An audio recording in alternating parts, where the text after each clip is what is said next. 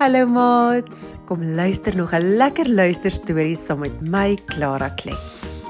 Ons luister vandag na Tessa die seeskilpad. Op 'n helder sonnige dag in die diep blou see het Tessa die seeskilpad vrolik rondgeswem. Sy was op soek na haar gunsteling kos, jellyvisse.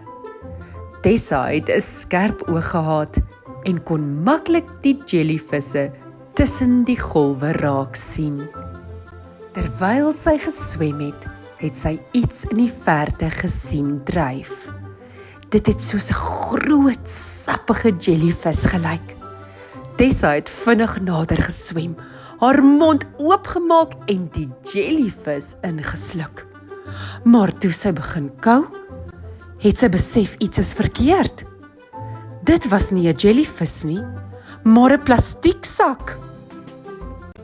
Tessa het gesukkel om die plastieksak uit haar mond te kry, maar dit het vasgesit. Sy het begin paniekerig raak, want sy kon nie behoorlik asemhaal nie. Gelukkig het haar vriend, Sammy die dolfyn, naby geswem en gesien dat Tessa in die moeilikheid was. Hy het vinnig nader geswem en gehelp om die plastieksak uit Tessa se mond te trek. "Wat het gebeur, Tessa?" het Sammy gevra. Tessa het diep asem gehaal en gesê, "Ek het gedink dit was 'n jellyvis, maar dit was 'n plastieksak. Dit was vreeslik." Sammy het sy kop geskud. "Mense gooi te veel rommel in die see.